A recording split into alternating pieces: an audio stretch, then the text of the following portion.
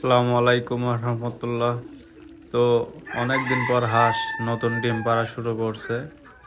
তো ডিম পাড়ছে আজকে প্রথম সকালে। হাঁসের ঘর খুলে দিতে গিয়ে দেখি যে দুইটা ডিম, একটা ডিম বড় আর একটা ডিম একবারেই ছোট, মানে পাখির ডিমের মতো। বুঝলাম না এটা কি হাঁসেরই ডিম না অন্য কিছুর ডিম, নাকি প্রথম ডিম পাড়ছে জন্য এরকম হয়েছে।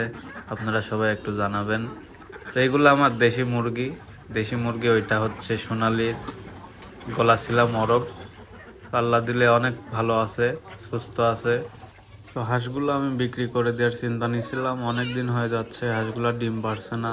কেন এতদিন হয়ে যাচ্ছে এর জন্য আসলে রাগ করে ভাবছিলাম যে হাঁসগুলা সব বিক্রি করে দিব আর রাখবো না।